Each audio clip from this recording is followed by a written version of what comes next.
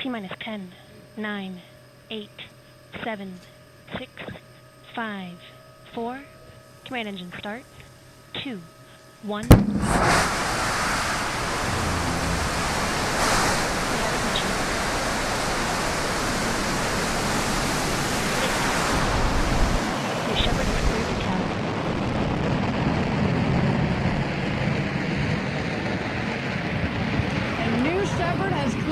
Tower on her way to space.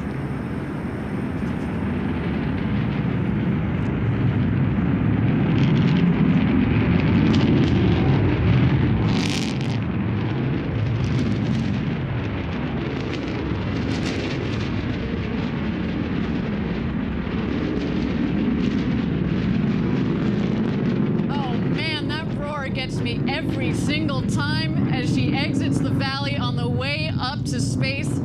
Again, we are aiming for an altitude of about 350,000 feet or 105 kilometers this morning. You can follow along as she gains speed in the top right corner of your screen. And of course, as she reaches her altitude, you can follow along on the bottom left corner of your screen. We have confirmed max Q. That was the most intense part of flight on the rocket, maximum dynamic pressure as we call it, and a nice clean burn on that BE-3 engine. Go, baby, go.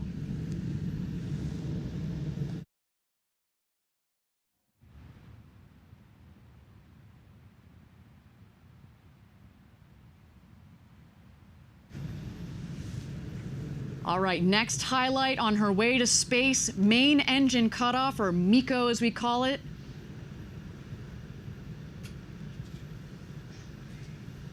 Now, if you and I were flying on New Shepard right now, we're going to feel those G's come on.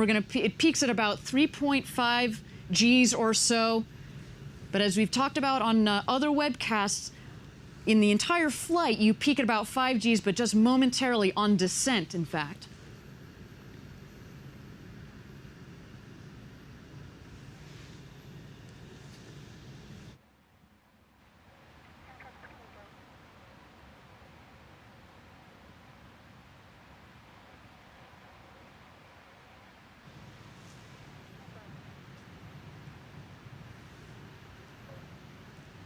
And there it is, main engine cutoff.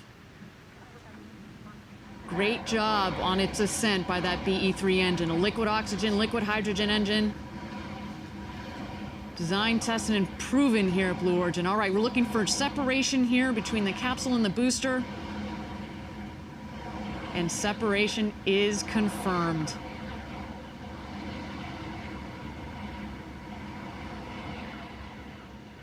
Those payloads are getting a nice ride this morning, experiencing those clean micro Gs. And again, if you and I were up there, we'd be doing those somersaults, maybe a superwoman across the capsule, and I for sure would be gazing out those huge, beautiful windows.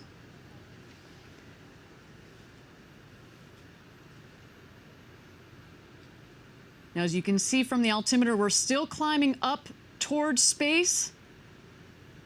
But the speed is coming down, obviously, because we have turned off the engine. And in fact, you'll know when we hit apogee, when the speedometer on the top right corner of your screen goes to 0.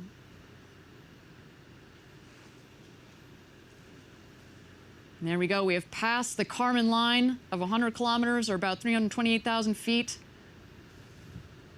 But continue our climb here, looking for apogee.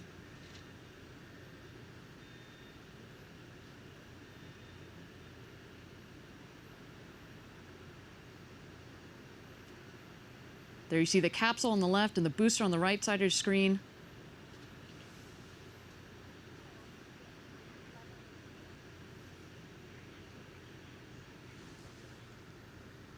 All right, and we have an unofficial number of about 343,000 feet. Congratulations, New Shepard team, on your 6th flight to space. Now let's bring her home.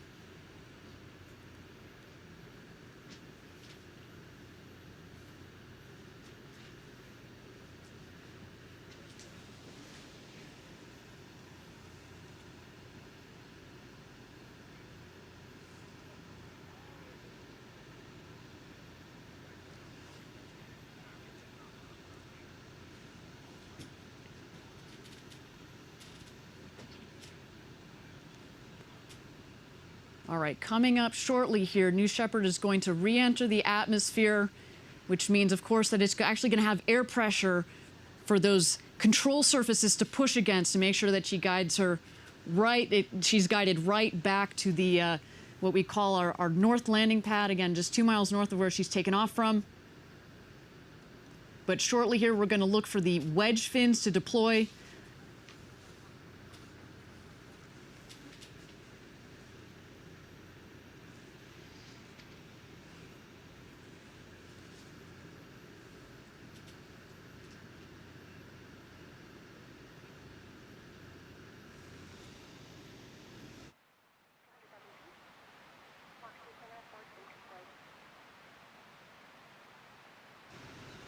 And the wedge fins are out.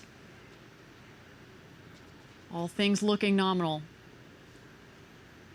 You may recall those wedge fins are housed up in the what we call our ring fin. As the rocket's coming back down, the air is flowing through that ring fin, centralizing the pressure, and that keeps the rocket nice and stable and straight as it's coming back down to land. And of course, the wedge fins also help with the stability of the rocket as she descends back home to Earth.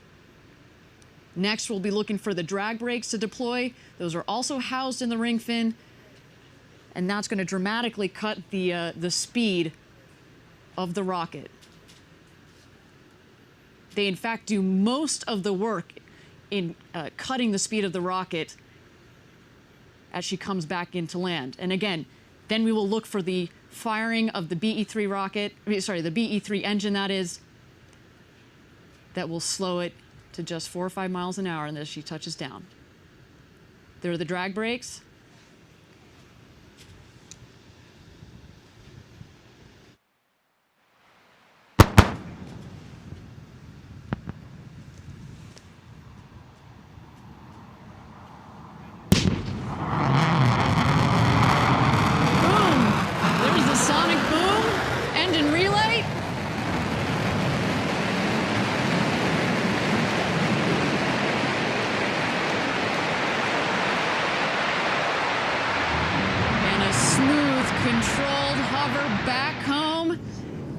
Touchdown.